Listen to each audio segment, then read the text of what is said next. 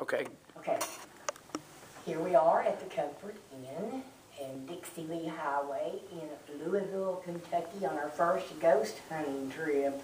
This Comfort Inn, we have this nice flat screen television. If you want to pan over and see our nice beds.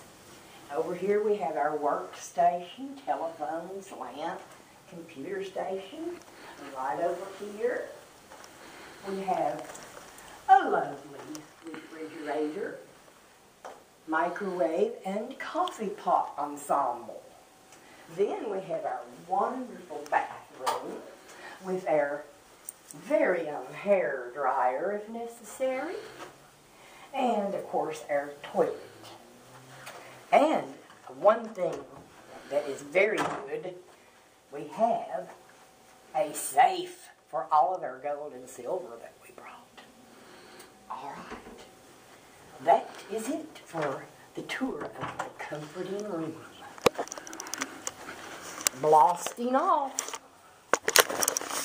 Hi, I'm Reverend Evan Sackett, and this is going to be our first tour of the Waverly Hills Sanatorium right here in Louisville, Kentucky.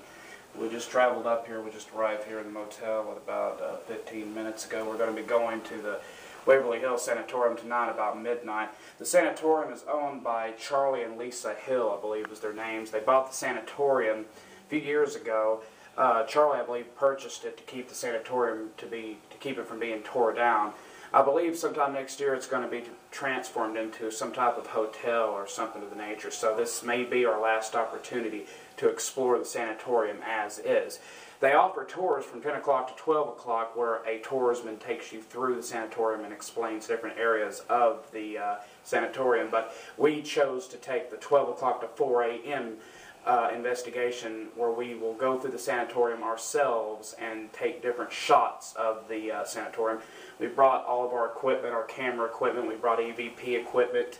So this is, I've done a few ghost hunting adventures, but this is going to be one of the top ones that we're going to be airing right here on YouTube. I'm not sure how many series, but this is the first video that will, this is part one of our Waverly Hills ghost hunting adventure. So hopefully we won't run into any static tonight, and hopefully we'll leave the Sanatorium alive. For those of you who do not know, the Waverly Hills Sanatorium was a TB sanatorium that was opened in, I believe, the late 1800s. It operated until 1962. During the time, there was no specialized treatment for tuberculosis. The only treatment they had was to leave the windows open, and they hoped that the clean air would come in and carry out the tuberculosis germs. They had barbaric surgeries to deal with this situation, where ribs were removed, up to 9 ribs were removed, lungs were collapsed. These surgeries were similar to lobotomies in a sort. Also, the Sanatorium operated as a type of mental institution from, I believe, 62 to 65. Afterwards, it was closed down completely.